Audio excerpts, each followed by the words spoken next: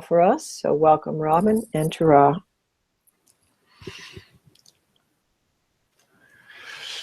Welcome to our discussions this week about what's possible for you and what's impossible for you. In this one's world, there's a song from the Rodgers and Hammerstein musical Cinderella. Even as many a true word is spoken in jest, so it seems that some true words are spoken in fairy stories.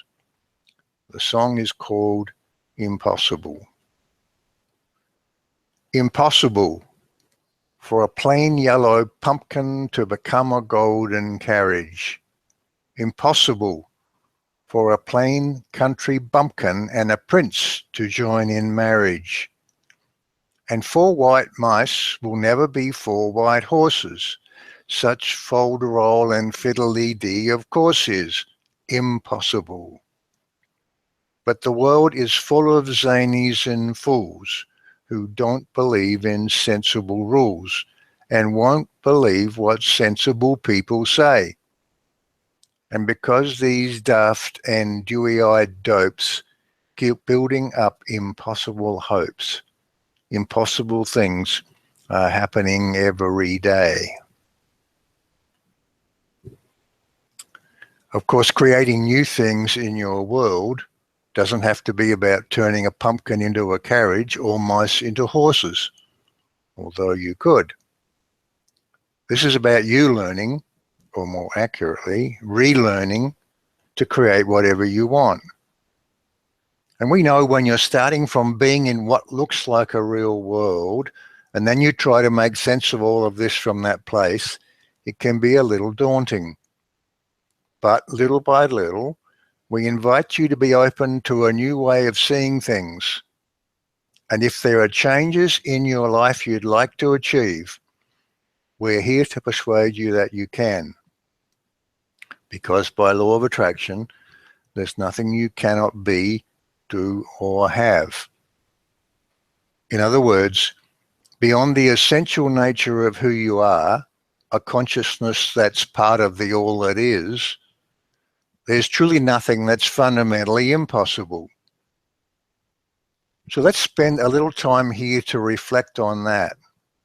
Because each second you spend challenging the status quo, each moment here with us that you acknowledge through conscious awareness the truth of who you are, these moments are powerful steps on the path to creating more of what you want.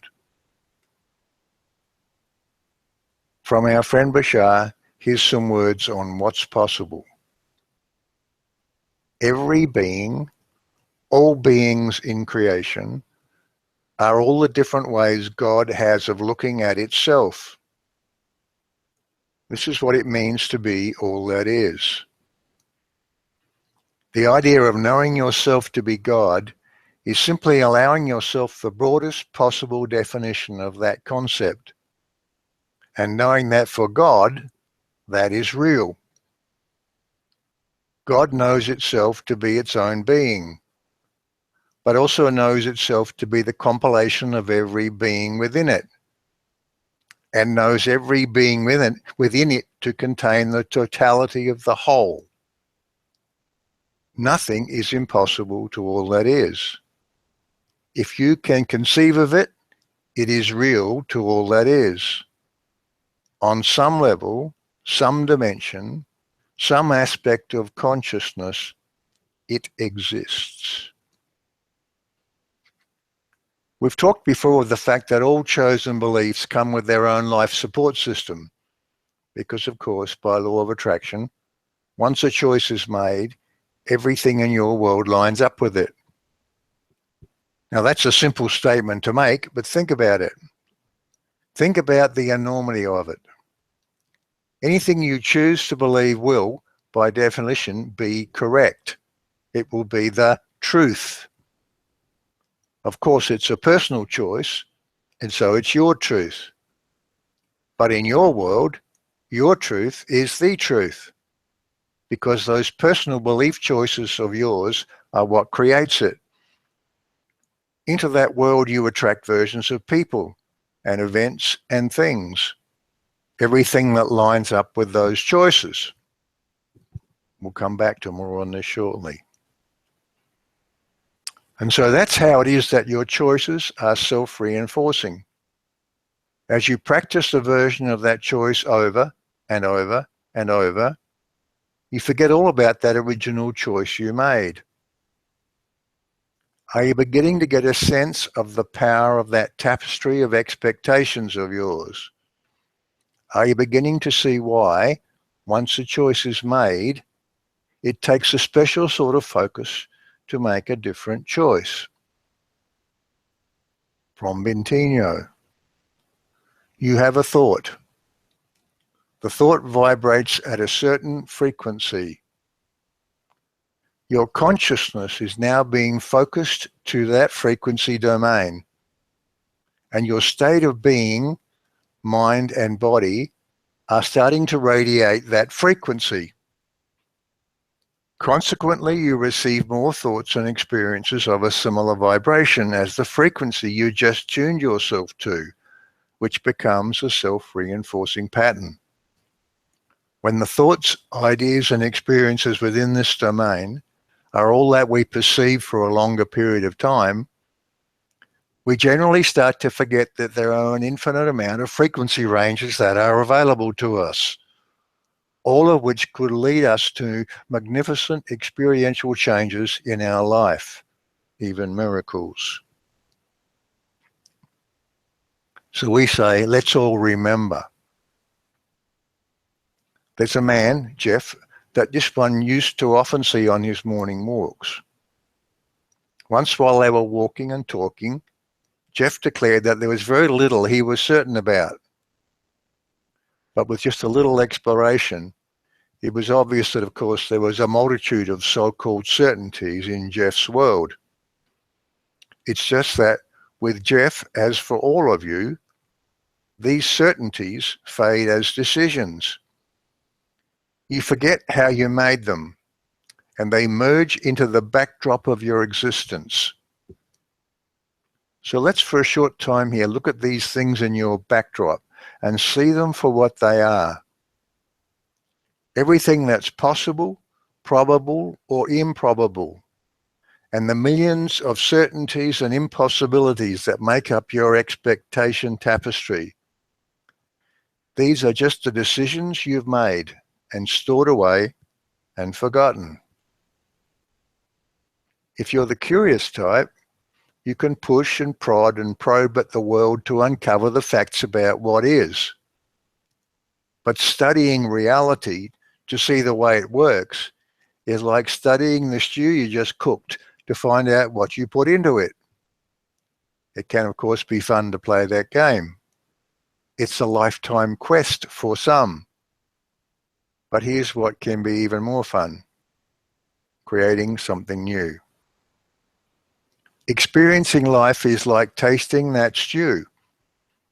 If it didn't turn out quite like you wanted, don't blame the stove. Change the recipe. In life, don't blame people or things or circumstances for what you don't like.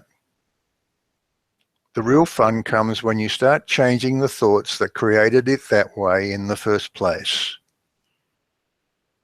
We say, never see or hear the words "studies have shown" without recognizing that choosing to believe the results is simply you filling in more details in a world you've already created.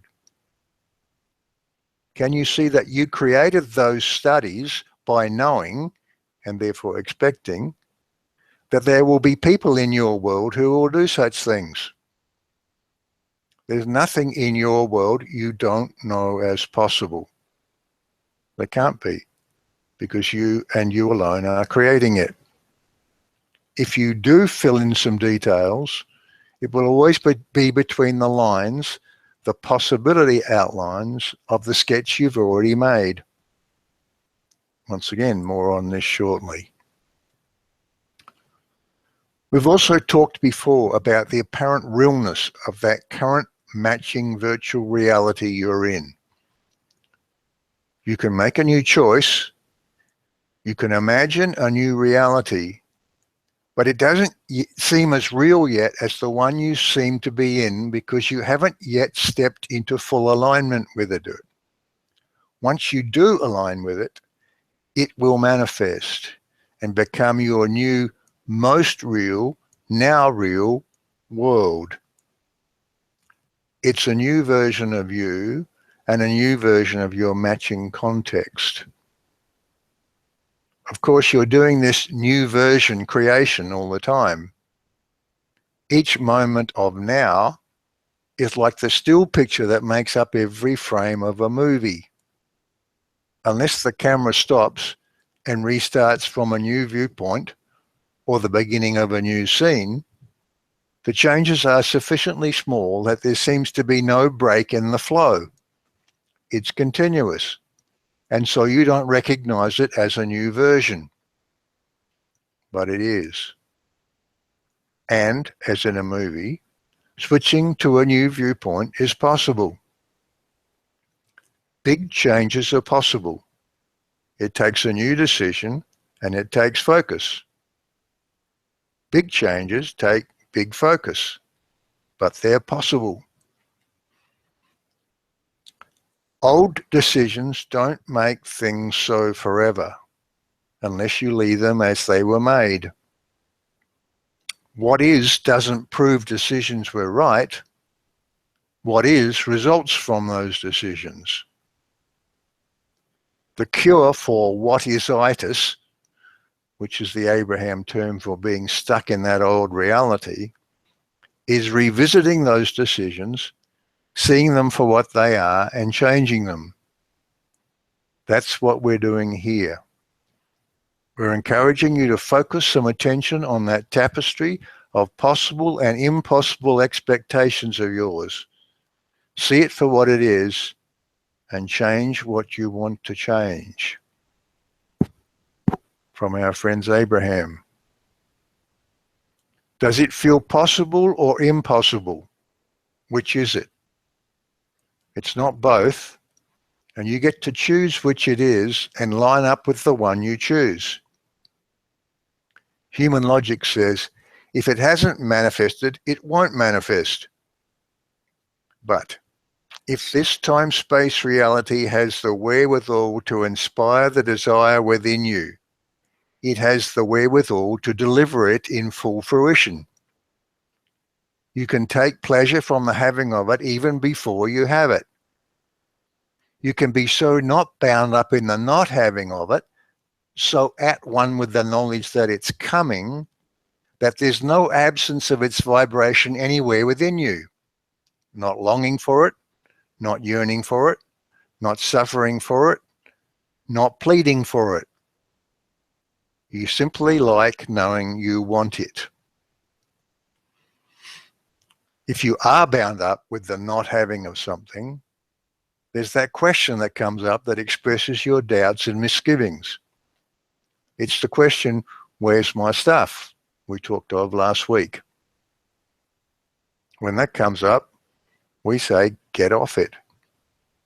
Choose to be detached from dependence on any particular outcome.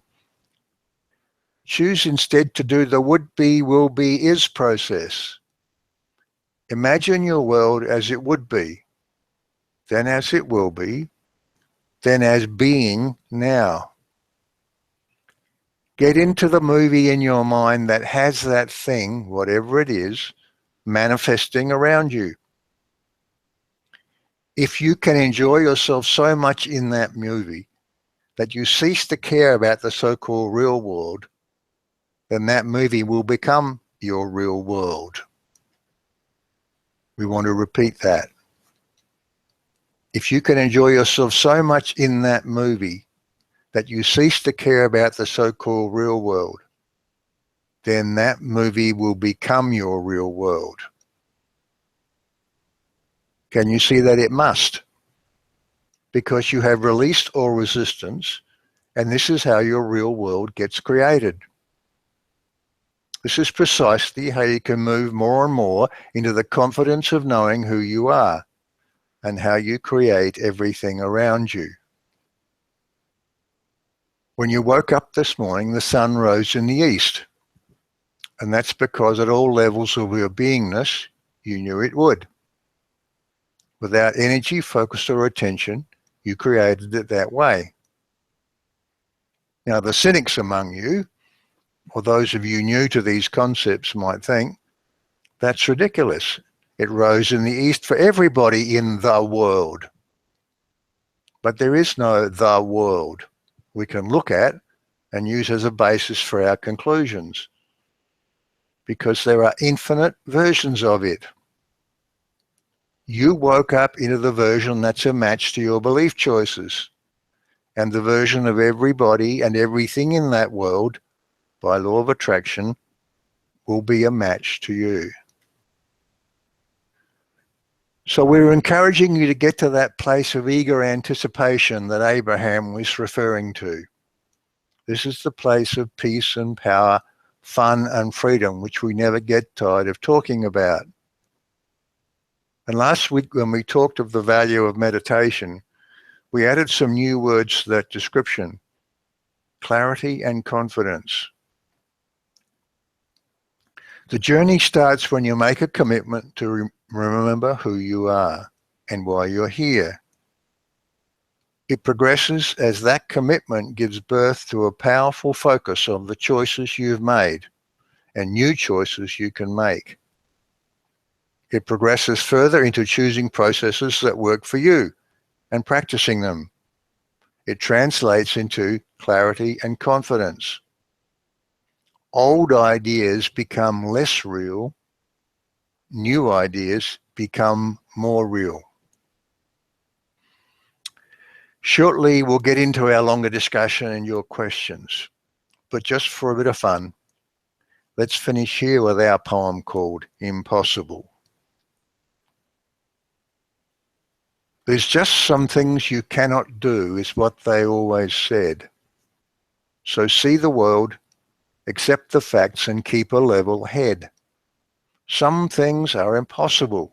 It's just the way they are. It's sensible and practical to know what's near and far.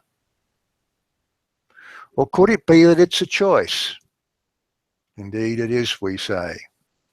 Listen to your inner voice and pick another way, because you're the one who chose this life, and everything you see is what you've come to know as truth and possibility.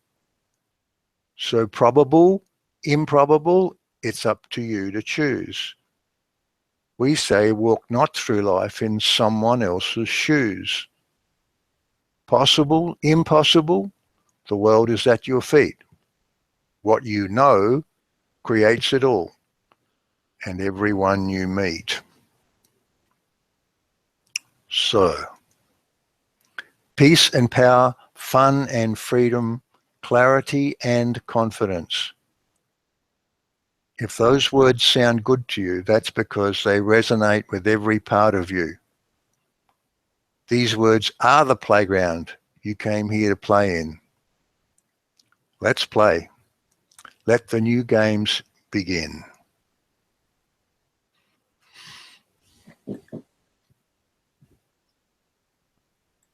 Unmuted.